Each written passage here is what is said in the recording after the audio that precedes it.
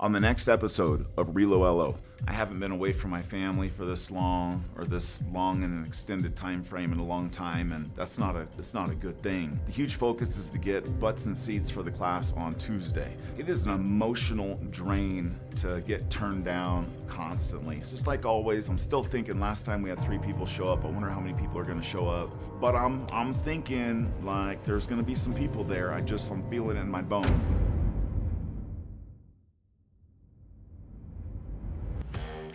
You can take a cheetah out of the jungle, but you can't take the jungle out of a cheetah. What happens when you drop a loan officer into a brand new city they've never been in before with the goal of $2 million in production within their first 90 days? You're about to find out. I'm Casey Knowles. And I'm Nick Carpenter. Starting August 1st, 2021, I'll be putting my reputation and mental toughness on the line to put myself through the rigorous journey of starting over in a new city without a single contact while documenting the process along the way. I'm betting that I can create a plan any loan officer can follow to build a big business. With the plan I put together in one hand and a cheetah juice in the other, Casey will take the plan to the streets, find opportunity, and see if it's still possible to achieve your dreams in America.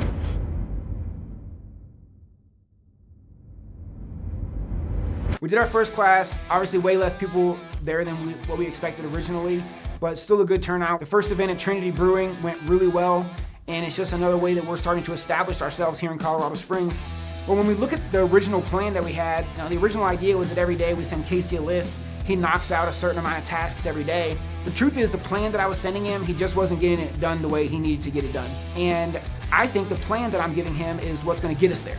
Moving into month 2, what we're doing now is we've brought on a virtual assistant. Her name is G. She's awesome. We actually had her take over doing some of the basics on social media and stuff for Casey so that he can stay focused on the people, on the relationships, on the big tasks, but yet we're still getting the benefit on the back end. So the plan is still the plan, but we need to be flexible. So we're making some changes to make sure, ultimately we're trying to hit a goal. It's not about the plan, it's about a goal. And so as we're going along this journey, we're making a little bit of modifications and stuff to make sure that the goal is ultimately what we hit. In my head, I feel like even though I'm back in the grind, I'm at a little bit of a different level, and so I'm gonna attack it a little bit differently. I have been in this mode of making contact, and it consumed all my time. I have now made contact, and those contacts have offices that they've offered to introduce me to. And so, I hate to use this word, but at this point, I'd like to exploit my relationships a little bit, to just dive deep. So not exploit in a negative way, but to open up these channels. So I have friends now that said, hey, come on in my office. I'll let you teach, I'll introduce you to people. And I want to take advantage of that. At the same time, I have my list of people that I'm gonna see, what's the best way I can help them blow their business up. So I have this little chart of people I've met and people who have helped me. And these are all people that have helped me, by the way. I've met a lot more. But out of the people I've made good contacts with, I got essentially 3 referrals from this weekend. But that's about a third of the people I've met. And I think that's the same thing if I pour 100% value into somebody, like I can but I could probably count on getting 30% of something back. So, and I'm super cool with that. So my whole strategy is to pour as much value as I can back into these people who are helping me and help them increase their business. And then I'll probably get some kicks off that. So that's why this month's gonna be a little bit different than last month. At this point, I'm in thank you zone, and then I'm also in value zone. So how grateful can I be? How much value can I pour back and support these transactions?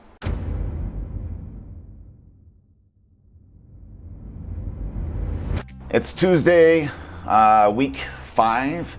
I'm headed to Keller Williams Bold 100, which they need to make 100 real estate conversations or have 100 real estate conversations in one day. It's kind of like a marathon for Keller Williams teams. It's a really long day.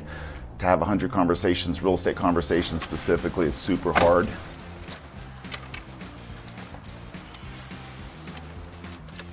I'm pretty jazzed up. I've already gotten three loan conversations out this morning. I've already been on the phone with a couple realtors, headed to Bold, and today's an entire day of being there, so it's gonna set me behind on doing everything else. So anytime you invest in something, you know, you're not somewhere else. And this is definitely, I'm gonna feel it. So it's almost like I'm taking today off even though I'm working. And while I'm working today, I'm building a relationship with a handful of people that I'll need to follow up with. So this is just a exponentially growing problem that I have. So, but if you want to knock it out of the park, then you need a lot of people to talk to. So today's going to be a good day. If I can show up somehow and get a buy-sell deal for them as a loan officer to maybe step into their world and to get an actual deal, that would be pretty much historical.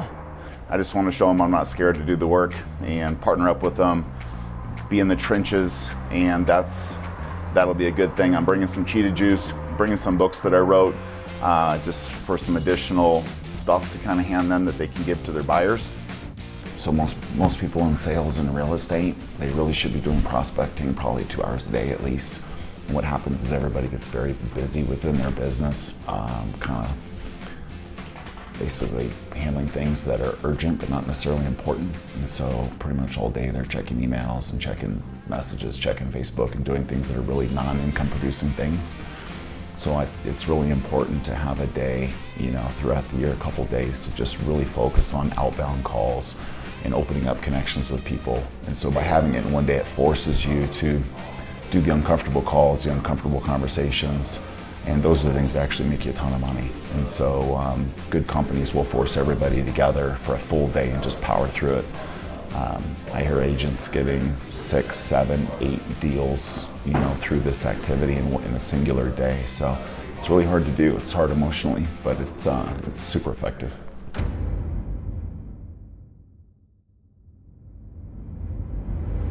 It's Wednesday, week 5, hump day. I'm at a point right now where things are good. So I have relationships, I have borrowers, I have a couple agents that have an agency signed with a borrower that I've pre-qualified. So there's business in the pipe. And what's really interesting is it's happening at the very end of month 1. And so when I came into this, I have all this pressure that, man, by month 3, I need to have this business. And so at a human level, what's happening right now in my head is I'm like, oh, I got my business early, maybe I could kind of be done. And I think that that's very representative of other loan officers. Or other people in sales, is they have this pain point that they need to make it. And so they go out and they do all this marketing and they have this push. They start to make it, you get comfortable, and then once you start getting comfortable and that pain point goes away, it's easy to stop marketing and just sit at your desk and work that business. So what I'm trying to focus on is my new pain point. So the truth is, this is a 3-month challenge. I don't want to just have enough. I want to have surplus. And so I need to continue to not only manage the relationships and the work I have, but I also need to keep marketing and getting some more business. Right now, what we're shooting for is what I'm shooting for anyway, is a class on Tuesday, this next Tuesday. This is Labor Day weekend, so Monday I really didn't do anything. It is Labor Day for what it is, and so took Monday off, and coming into this week, the huge focus is to get butts and seats for the class on Tuesday. Our whole plan is to meet people, get people in class, help them, get them to a social, dive deep, again, see if there's ways we can help them get belly to belly and find people that we know, like, and trust. And once that happens, then the rest will take care of itself. So this week it's get butts and seats. It's week 6. It's Tuesday. Yesterday was Labor Day. I came back, I went home, kind of got a recharge with my family. Yesterday I came back about midday, and last night I stayed up. I did some continuing education classes, which all these things still don't go away just because I'm here in Colorado Springs. So over the weekend I did 10 hours of CE, which takes like 16 hours of time, but nonetheless I got that knocked out. And today is all about next week. So next week I'm having another event. The event is how to rank #1 on Google. It's probably my favorite class because I can get people to come in, shoot a video, and they can rank #1 on Google like the exact same time they're in there. But the problem is, once again, is I have to get them to show up. So for me to convey value that they're going to get in the class, it's like this fine line between being excited and being salesy. And so that's kind of my job. I'm going to try to get 10 RSVPs between now and then. It's next Tuesday, it's a week from today. And then once they're in the class, everything will go great. So, last time expected 25 or 30, we got 3. And this time, I'm not expecting any. I'm just gonna bust my ass to get as many people there as possible. So whoever shows up, I'm gonna pour some value into them and help them as well.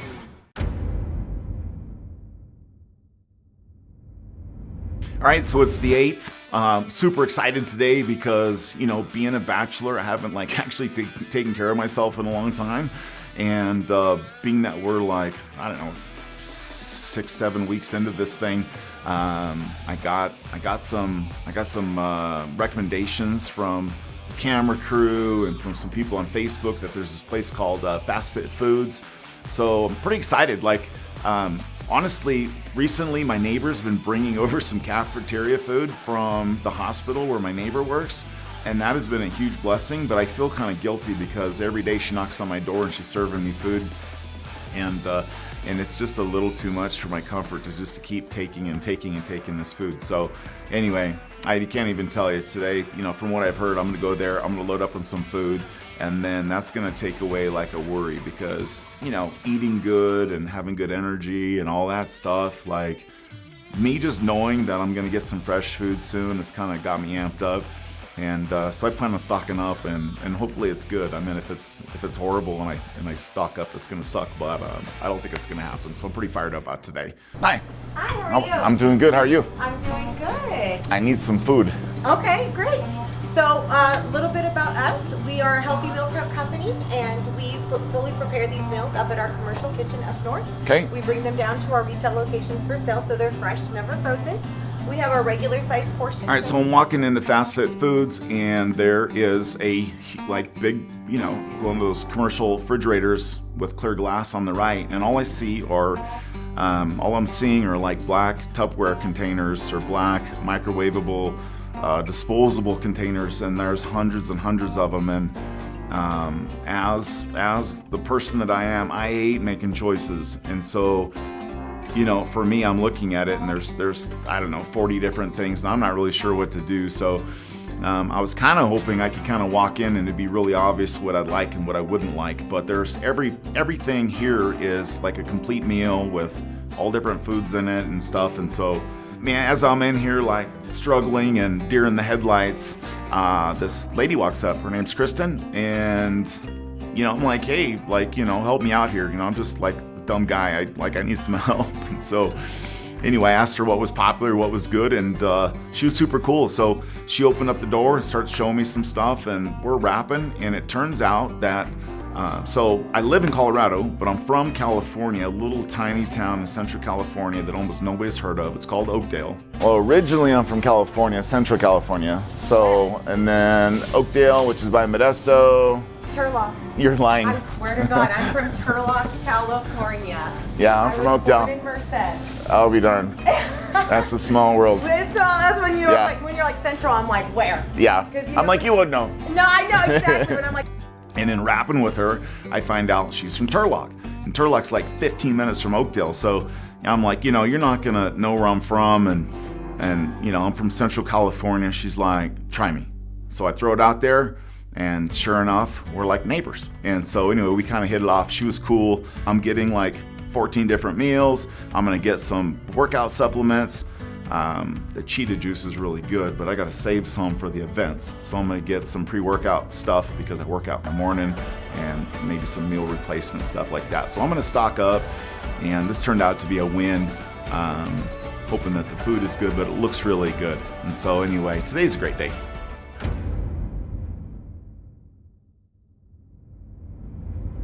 I think it's pretty easy to see by now, I have a couple tattoos, which is, pretty normal for a loan officer or police officer or UFC guy. I've always, I've had tattoos a long time. Last night I got a tattoo of my daughter. Rayleigh on my arm, a big piece on my arm. And so it was kind of interesting, the timing. I had a spot saved for her that I've been working on for the past 3 months, and just recently, my daughter's adopted, and just recently she decided to reach out to her biological father's family, who she's never met before, nor her biological father, at least at an age where she would ever remember. So we both agreed to go to California and take her to meet this extended separated family. And last night, by chance, I just got, her name finalized on my arm. So it's kind of cool, I'm gonna show up and, I'm kind of repping the colors, and just so everybody knows what's up. Not in a prideful way, but in a prideful way. And so, I love her to death, and the permanency of getting a tattoo with her name on it, I think, it's definitely says something to her. It definitely says something to me. But anyway, this week, my head's a little bit in going to California, and we haven't seen these people in like 16 years, and so that's definitely a big event in my life. And so this Friday, I'm gonna get on an airplane and get out of here a little bit early, take her to California, do this thing that we gotta do. I'm hoping it turns out really well. I think it will. We both have a pretty good attitude about it, but her and I are super tight, so whatever happens, happens, and we'll be good. That's my baby Rayleigh. So anyway, got her on the sleeve. She ain't going nowhere.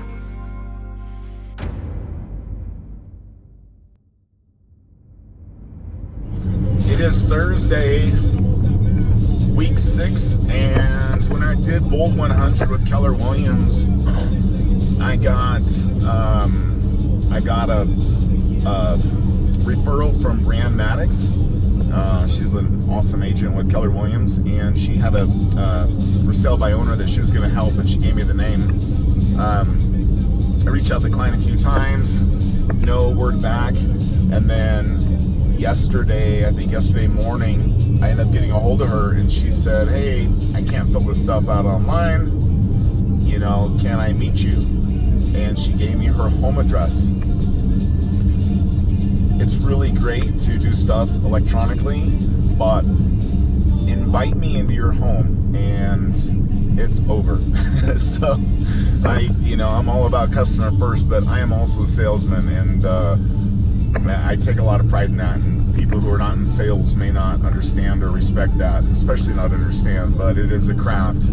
And when I started doing sales, I was actually going in people's homes selling our power plan, which is like $6 a month for cemetery plots. And so I got my hands dirty getting in people's homes and closing deals. It was not a good sales position. It was salesy. It was bad.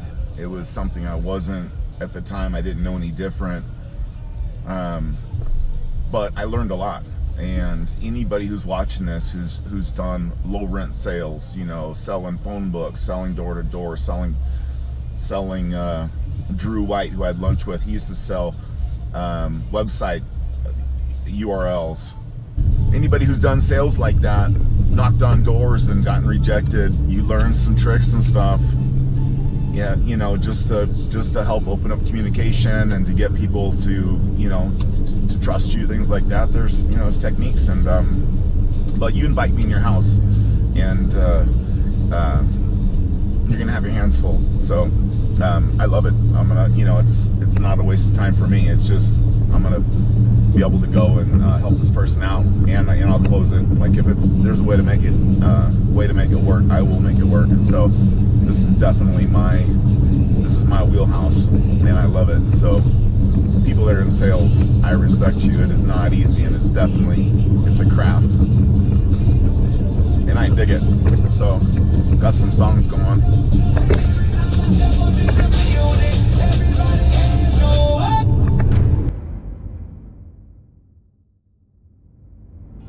So the weekend turned out pretty good. Rayleigh and I were flying back in from California. Everything went pretty good with her extended family. And the plan is I'm gonna drop her off. My wife is gonna catch Rayleigh, drive her north to Berthoud. I'm gonna go south to Colorado Springs, but I haven't really been home in it'll be 2 weeks if I don't go home. So My daughter has a volleyball game tomorrow night, which is Monday, so a little bit of taboo that I don't go to Colorado Springs.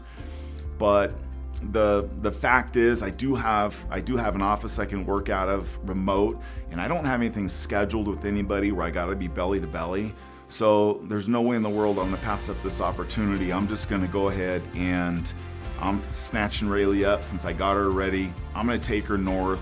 I'm gonna land at my house, and then that way tomorrow morning I can work Monday and get my work done that I gotta get done anyway, and then I can catch my daughter's volleyball game, which is Monday night. So with her having a volleyball game, there's no way I can miss it. Otherwise, I was planning on driving back Tuesday or Monday to do that, and that's like an extra 6 hours of driving. So that math is no good. So I'm gonna get her volleyball game in, hang out a little bit, and then Tuesday morning, early morning, I'm gonna shoot back to Colorado Springs where we have this class, and we're gonna knock it out of the park with the class. And so this is just gonna be a win-win-win.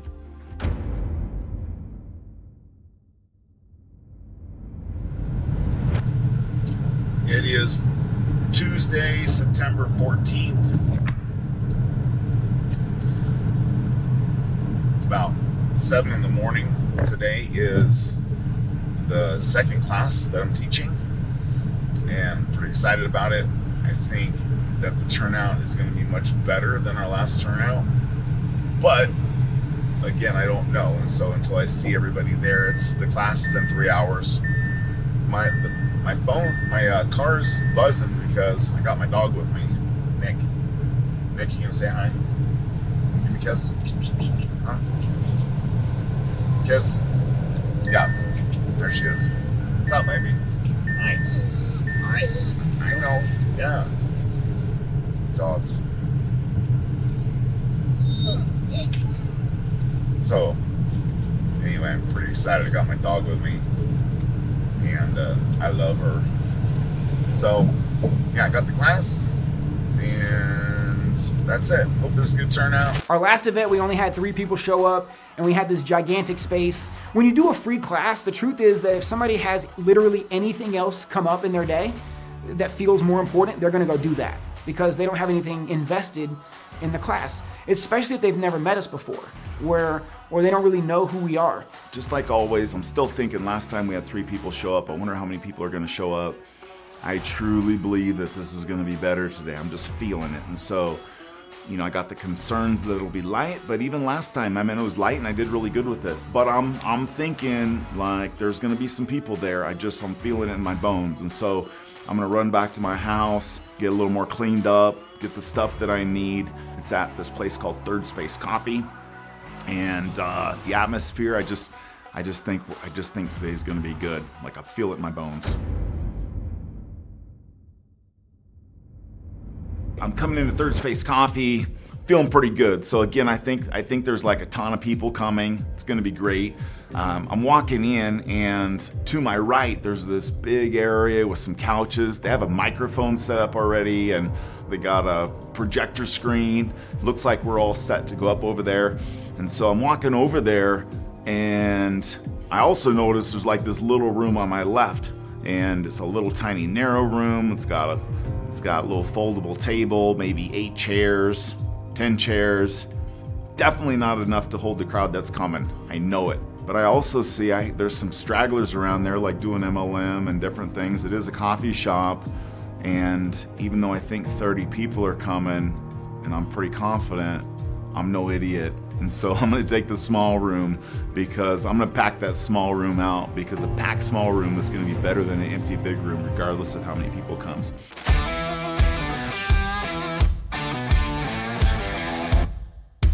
And what's awesome is that the room is packing out. So Casey's on the other side of the table. I'm constantly having to tell him, hey Casey, we need some more chairs. Bring some more chairs over here. You know, which is a great feeling, right? It's cool because we get to make a big deal of it. For the realtors in the room, they see that we're getting more people than we expect. You know, the last event, we're taking chairs out. We're like taking chairs out, taking it out, and now I'm bringing chairs in. So the turnout that we had the first time was like 3, and today there was like over 15. And so I don't know what that is, what, 500% like increase? Anyway, those are the kind of numbers I like, and today's going really swell. I mean, I got Nick up there talking. I'm in the back, crowd control, because there's a huge crowd, and so everything's going great. I mean, couldn't ask for anything better. I didn't know how many people were coming. It could have been 30, it could have been 15, but the right people showed up again and everything's going great. Everybody's super involved. The class is helping people rank #1 on Google using YouTube. We've done the class, it's towards the end of the class. We're gonna take everybody outside, shoot a video, actually perform, get results right now while they're in class. And so we're going outside, we're shooting a video, it's pretty cool. We have everybody paired up. You know, they're doing the partner thing, which is kind of cool. They're not like by themselves feeling insecure. So everybody's shooting their video. Now that everybody's got their video shot, we're gonna head back in and we're actually gonna get it uploaded onto the internet. Who here got the video shot? Everybody? Yeah. Well, I'm proud of you guys for doing that, right? What they don't know is we promised that they'd probably get results within 24 hours, but that's a little secret because I know they're gonna get results in like a minute. And so that's kind of the kicker. That's the sales part, you know, you under promise and over deliver. So we're now inside the building. Everybody's uploading their video. Who's completely done? Nick says, hey, Google your number, see what it says, see if anything's happened by chance. And so the first guy who raises his hand is like, you're not gonna believe it. Like, I had 100 and something videos online and I could never find them. And now that I uploaded this video, these other 100 videos are now underneath it. So all these videos that this guy had shot in the past are now like associated with his name, his phone number, Colorado Springs. And so all that work he'd done in the past really wasn't helping him. And now he sees like 1 minute later, all this power that we just gave him with a simple technique. And so the whole room honestly like kind of blew up and everyone was holding their phone up and look, yeah, you know, my video showed up. That's and awesome. So, wow. Look at that. Oh, it's working? Yeah. Look at their faces. It's on Google and Dang, that's what's up. It happened in the very end and it was like this pinnacle ending. And as soon as everybody got those results, then I was like, hey, congratulations, want to meet up after? So the timing was really good. I mean, everybody got results and it made it really easy for me to set one-on-ones for the next day and the next 2 days. And so I'm not gonna do that right now, but I'm leaving that idea in their head that, hey, this isn't the end of what we have to do. It's not the appropriate time to like dial in a close, not really into that. I'll let them kind of sit on the results that they got, and then I'm gonna follow up tomorrow and just see if they still want to meet up, see if I can still help them. So it worked out really So great. hopefully, who here learned something new today? Anybody learn something? All right, awesome. Well, that's the whole goal, right? Is like, we want you guys to take away something, and that's the reason why we do forced implementation.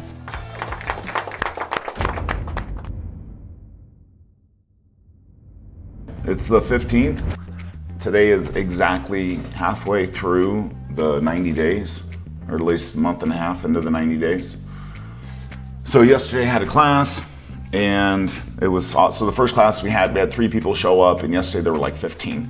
And by the end of the class, that was pretty much one-on-ones. Is like I can meet them for lunch and have a conversation outside of the class, and every single person agreed to do a one-on-one. So it doesn't get any better than that.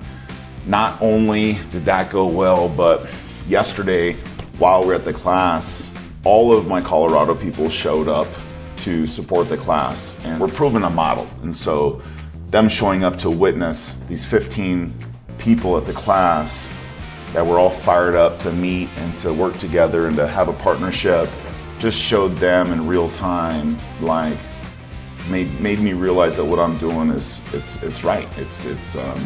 We're doing it the right way, or at least we're doing it one right way.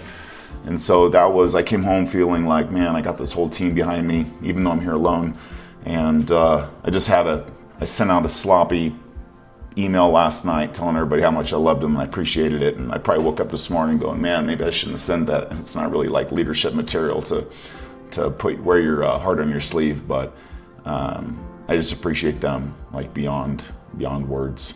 So yesterday's a big win. We go to lunch, everything's cool, and then anytime you create this win, you can't go home and sit on your laurels. So this morning I woke up and I got 15 people I need to follow up with, and to be really honest, In 2 weeks, I'm gonna stop eating unless I get a loan, and that I'm starting to feel that pressure. So woke up with that fear of failure and pressure, and it's game time. So 2 weeks, no food. I'm gonna have to get a loan a day if I wanna eat. I won't be eating every day, I'm sure, but that's, I'm certainly gonna try.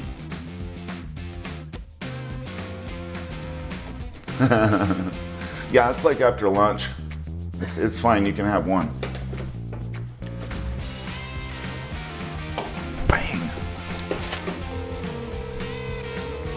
Hey Kyle, it's Casey Knowles. Hey, I just want to thank you so much for coming to the training yesterday. I really appreciate you taking the time to do that. My man, hey listen, I had a great time seeing you yesterday, and I want to follow up and grab that lunch. Good morning, it's Steve. Steve, Casey Knowles from the class yesterday. How are you? Oh, good. Casey, I was getting ready to look for your number. Follow up. It's on the follow up.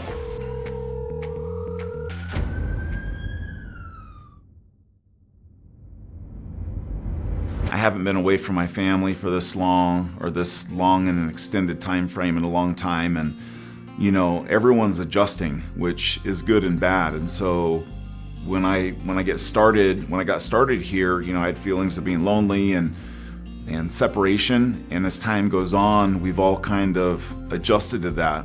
And whenever you adjust to being separated, then you're kind of adjusting to being detached. And so that detachment I'm starting to feel when I talk to my kids, and that's not a good thing. It's kind of gotten to a point now where I got to kind of adjust back instead of heading towards being more detached and more okay being alone.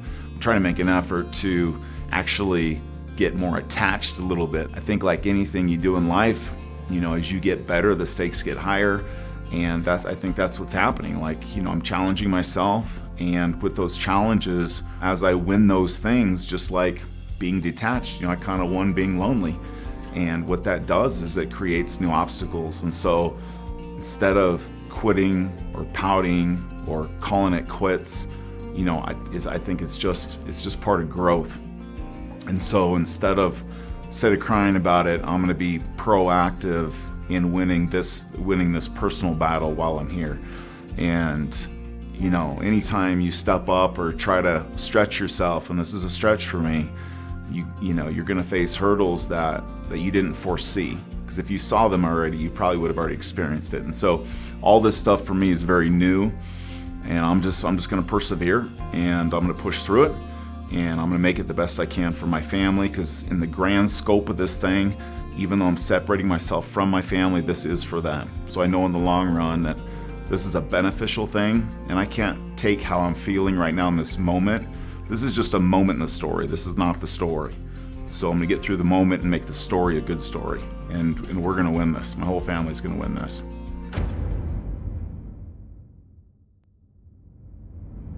On the next episode of RELO LO, I went to Office Depot and I bought some Post-it notes so I can get all the people I've met in one location. These leads for me, it's a big focus, and I'm becoming less and less anxious about the socials. There was a guy there who had a little bit too much to drink. He walked from one side of the course over to me, and he got pretty close. If you're gonna fight, either fight or you need to leave or you need to settle down. Like, you gotta pick one, because at that point, he's kind of like wasting everybody's time.